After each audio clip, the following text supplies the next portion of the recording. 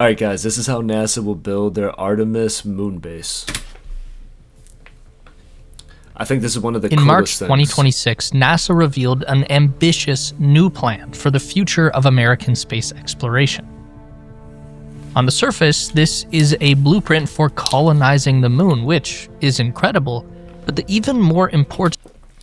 Imagine that day that we actually send the first people, the first group of people to the moon to live on the moon. Honestly, I wouldn't be surprised if I'm alive for it. I'm 22. Within the next 60 years, with how fast everything moves, who knows, bro?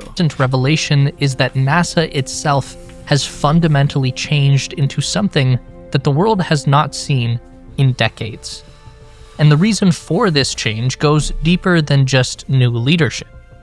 There is a great power competition that will play out on the moon in the decade to come. Well, don't they have those space nanodiamonds or something like that from meteors and asteroids and everything like that? They collide with planets and leave behind nanodiamonds or something? The old NASA was set to lose that contest, but the new NASA is playing to win. And this is how they're going to do it. When Administrator Jared Isaacman took the stage at NASA headquarters in Washington, D.C., there was one simple word projected on the screen behind him. Ignition. That word announces the beginning of a transformative journey for the Americans. Oh, that's the crew, right? I believe that's the crew right there. I saw a video on who these people are, bro. Holy shit, we sent literally the dream team, if you guys remember those Space program.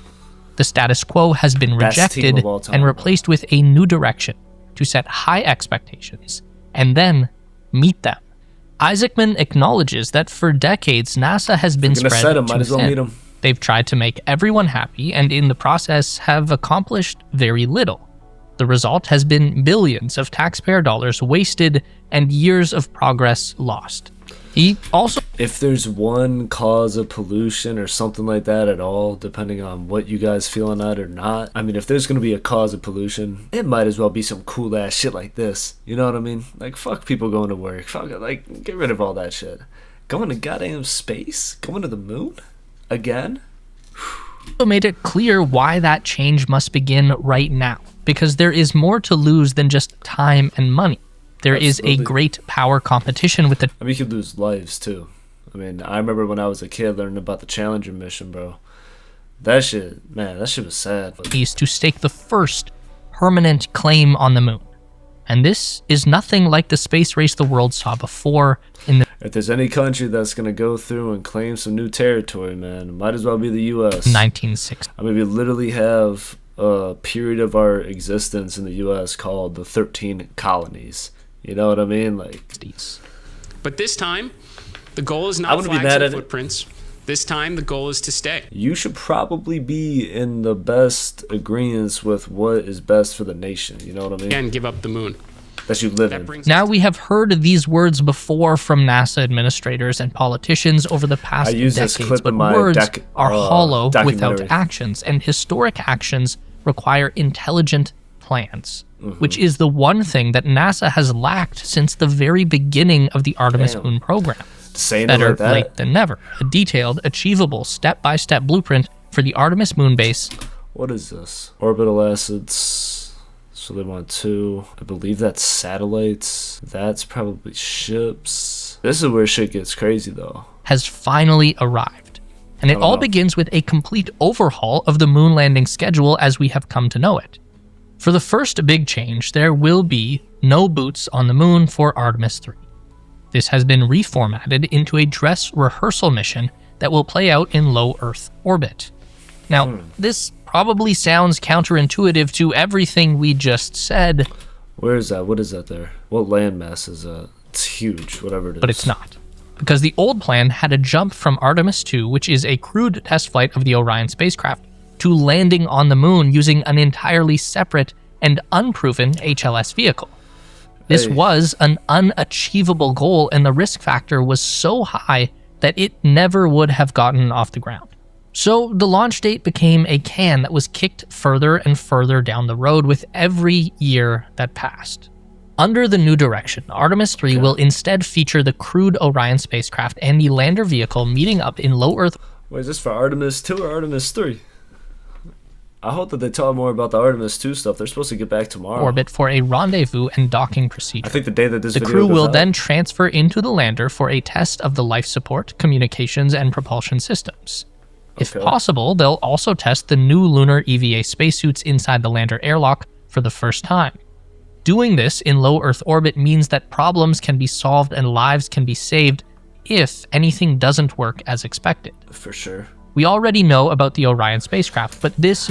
I mean, I think that people are equal for sure, you know what I mean? But also at the same time, I mean, like I said, they sent the dream team there. Like, when it comes to doing this job or doing these things, the people that they're sending there right now is like the tip of the iceberg when it comes to the quality of like the usefulness, like the knowledge, like the experience and everything like that. Like, you got former pilots, you got former people that have like worked on like just absolutely incredible scientific shit, bro. Like, I can't even name it all right now. You should actually watch that video next. New moon lander is still a bit of a question mark.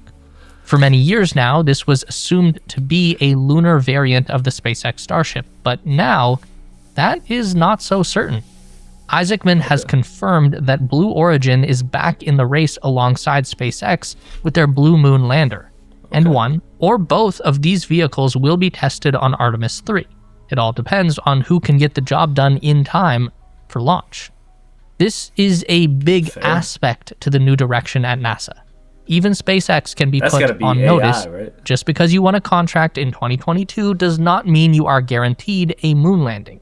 The only thing that matters now is execution, and the first company to achieve their goal will be the one who sends American astronauts back to the moon. I mean, that's the best deadline way to do it, for though. Artemis 3 has... Hey, look, bro, at the end of the day, if you have people that are better at what they do, more efficient, quicker at what they do, and remember this for yourself, by the way, as well, you're always going to go with the more efficient, cheaper, useful, effective option, you know what I mean? Been moved up to next year, 2027. And then, once the new lunar lander is confirmed, the winner will be expected to keep moving at incredible speed. Jeez, they now have only a few months to test their vehicle in an uncrewed moon landing and then turn around a completed design for Artemis 4.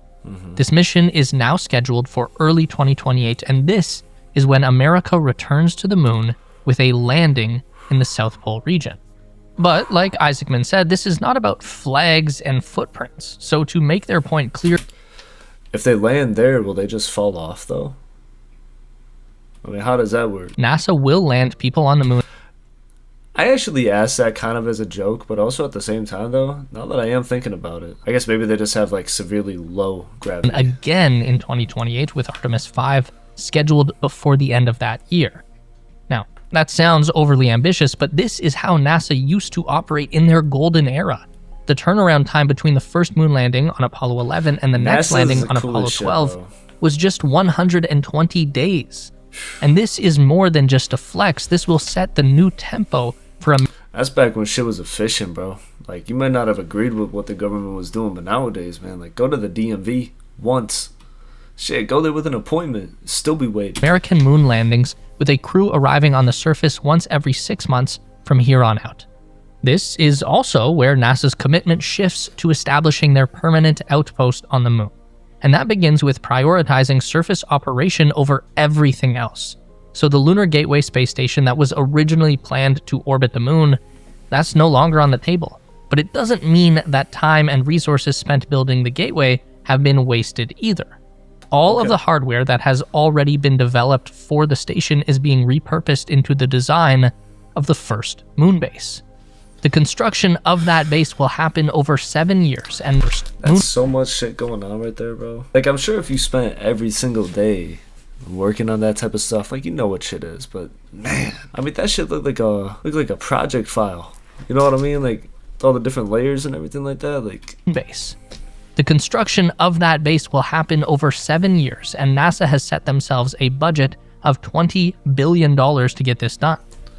That's it? 20 billion? They should put more into it. It all plays out in 3 phases, and this starts right now. Because, like, where's all the money that's been being allocated to NASA? I mean, I know that they do stuff, like, outside. Like, aren't they also, like, the deep sea explorers? Like, a lot of that is also them because they do, like, training and, like, diving and stuff like that. Like, I could be a little bit wrong on that. I don't know for sure. But, I mean, where's the money been going? I mean, if we're spending whatever amount of money on space, bro. Like, you know how much of an asset having an entire rock is? You know what I mean? Like, imagine owning the moon. I wonder how much it would cost, like, if you were to sell it. Phase 1 covers 2026 to 2028. See, that's a different level, bro. I need to get myself to the point that I can own a moon one day. And the primary goal over this time is to secure reliable access to the surface of the moon with a high launch cadence. That means sending 25 missions in the first 3 years, with 21 of those being lunar landings. 2 of those will be crewed missions, but the majority of this phase is about experimenting with new technologies for the future moon base operations. This includes sending nuclear power to the moon. There is a sunlight problem, bro, not the N-word. Nuclear power? Up there that needs to be solved, and nuclear energy is the only way to do it. The day and night cycle of the moon is a lot longer than what we know on Earth, so the Artemis base will experience 2 weeks of continuous sunlight, but then it will be plunged into another 2 weeks of darkness. During that time, the temperature... They say that one side is light, and one side is literally never light. Like, I guess it doesn't, like, rotate, but it orbits. I mean, I don't know what would make something rotate versus just orbit in the first place, but obviously the Earth rotates. So, I don't know. That's like a weird thing in general. That's where they say the aliens are. That's what I've heard. Will drop. That's where they keep the flat Earth theories. Below negative 200 degrees Celsius. The real secrets. And without a source of heat, all of the hardware will freeze solid. That tends to be really bad for electronics, and they typically don't come back to life when the sun rises again. So NASA is going to experiment with radioisotope thermal generators. Basically, you have a radioactive element like plutonium that is actively decaying. Is that by any chance going to like propose like radiation to the astronauts? Because if that's the case, then fuck that. Find a different way. You know what I mean? Or like, at least I hope that they don't like know that that could be a risk and don't even disclose it or anything. Naturally releases heat, and this heat can be captured to prevent assets on the moon from freezing solid. Right. What kind of assets are we talking about here? Well, NASA has a radical new idea for exploring the moon: rocket drones. They call this new vehicle Moonfall. It's based on the Ingenuity Mars helicopter platform, but instead of propellers, it uses small rocket thrusters to move around. Each drone can fly for 150 seconds in one hop and cover up to 50 kilometers distance. Well, I mean, so obviously it's going back down, so the moon has to have like some type of gravity. They are going to use these to explore dangerous and hard to reach locations like tops of mountains and edges of deep craters. During Phase 1, NASA will also deploy their Viper rover. See, sorry for yawning, guys, but it's a little bit late right now. I'm actually going out of town this weekend, so I'm getting all my videos done and everything. But at the edge of the craters, that's where they want to be, because that's where the diamonds are going to be that are formed whenever you have like an asteroid or a meteor hitting ground, like hitting the Earth, hitting rocks. It like all comes together, and like that pressure, the thermal, like whatever, like the heat, like all that type of stuff, it literally makes diamonds. This is a golf cart sized vehicle that is already built, tested, and has been waiting for a ride to the moon for years. 2027 will finally be that year. Viper will arrive at the moon on a Blue Origin lander. Once there, it's going to begin mapping the South Pole region for confirmed signs of water ice and other volatile materials like hydrogen, oxygen, and rare earth metals. NASA considers this to be lunar prospecting. Establishing the locations of these resources will be critical when Phase 3 comes around. Sorry, guys. Viper will be joined on the ground by 2 lunar terrain vehicles, one to be driven by the crew members and one that drives autonomously. Each rover will be able to cover up to 900 kilometers of the lunar surface and beyond. We really gonna have driving around on the moon in a different way than we've ever had or had not had beforehand. I mean, if there's people driving around on the moon and we can like have like video evidence of all this type of stuff, obviously, I think it's a much different story nowadays if we were to have video of people on the moon. It's gonna be crazy, bro. It's gonna be a crazy time. Like I said, man, imagine what they can do in the next 60 years while I'm hopefully still alive. To just exploration, they'll be used for work purposes like moving equipment and leveling ground for new construction. Overhead will be a new group of lunar communications and observation satellites. These will allow continuous data streaming from any location on the moon to the surface of the Earth with a 500 megabyte per second throughput. Even on the dark side? They'll also provide a continuous view of the entire lunar surface from space. Now this is very important to us, as in you and me, because NASA has mandated that all of these vehicles we just mentioned, the drones, the rovers, the electric cars, they are all going to be equipped with high-quality cameras that will live stream their entire mission back to Earth for everyone in the world to see. That's crazy. That sets us up for Phase 2, the transition into building a moon base. This plays out from 2029 to 2032. It involves... See, they're talking about this shit in the next 6 years to have a moon base for real. I give it 20 from now before we're literally living on the moon. Or there's some people that do. I think that there's definitely going to be some lay people that are there. 27 launches and 24 landings, So crazy. and includes the first infrastructure for permanent habitation modules. Over this time, NASA will deliver like 6 what? new rovers, and these go beyond just exploration. NASA is talking about excavation in this phase, machines that can move rock, level ground, dig trenches for power cables and pipelines. We are building the foundation for things to come. The 15,000 kilogram vehicle will essentially become an apartment on wheels. 15,000 Astronauts inside will be comfortable enough to many hang pounds out is in that? short-sleeved t-shirts and will travel at a speed of 3.5 kilometers per hour for days on end. The rover is expected to have a 10-year lifespan and will operate for up to 150 hours in total darkness. Phase 2 will also demand more power than ever before, and that comes in 2 flavors. The first will be solar energy, and they'll be connected into large battery systems for long-term energy storage. NASA will deploy nuclear fission reactors to the moon that generate hundreds of watts of electricity and supply multiple assets simultaneously. By the end of Phase 2, everything will be in place to support people living on the moon for extended durations. Yeah, wow. Now, Phase 3 is where we actually move in. This covers everything from 2033 onward, and the highlight of Phase 3 will be 10 permanent years. habitation of the Artemis moon base. NASA projects that they can have a rotating crew of 4 people staying on the moon for 28 days on a single mission. People will be living in... Wait, so 4 people at a time? Or 4 people to the habitats, it looks like, to the power, to the... I see 1, 2, 3, 4 on there. I don't see anybody else, but there's something over there, so you gotta assume somebody's there. I know this is AI, but... multiple connected modules, basically a space station like the ISS or what Gateway was imagined to be, except built on solid ground. The habitat modules will be powered directly by their own nuclear fission generator and will be supplied with around 8,000 kilograms of food, water, and air every month. Outside of the base, NASA will begin their first in-situ resource utilization. That means harvesting rock and soil from the environment and using it to their advantage. Okay. Water can be extracted from ice reserves in the bottom of shadowed craters. The water can be split into Ice reserves, would that be from, like, comets? Because aren't comets ice? oxygen to breathe and hydrogen to use as fuel. NASA is also going to start experimenting with 3D printing, taking dust from the surface and melting it down into a pourable cement that will eventually build the first genuinely permanent structures on the moon.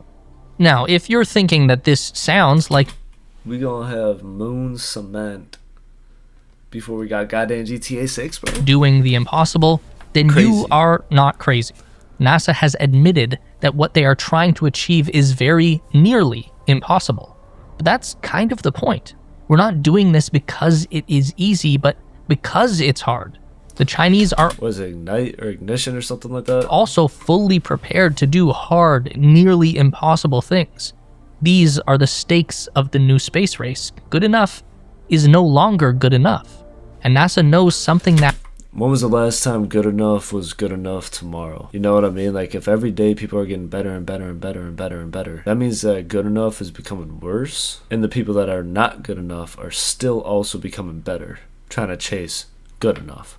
If good enough is getting better. Fuck good enough. Strive to be the absolute best that you can be personally, and also competitively with other people. now that they've been missing for a long time.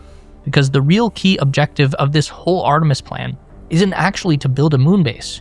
The real imperative is to inspire the next generation of scientists and engineers, the young people who will accomplish things in their lives It's that definitely we would inspiring. genuinely believe to be impossible today.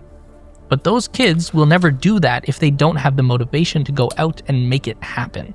It's NASA's job to lead by example, and they haven't been doing that for a very long time. Facts. But the future is finally back on track today. It's gonna be so crazy a couple years from now, like just seeing like where everything is at. I don't necessarily know if it's like only to try and inspire the younger generation or whatever. But yeah, I mean, me personally, I can't wait to see what ends up happening from all this stuff, man. I hope you guys all have a good day. I hope you guys enjoyed this video. Go check out my channel for more, and I'll catch you guys all later. Peace.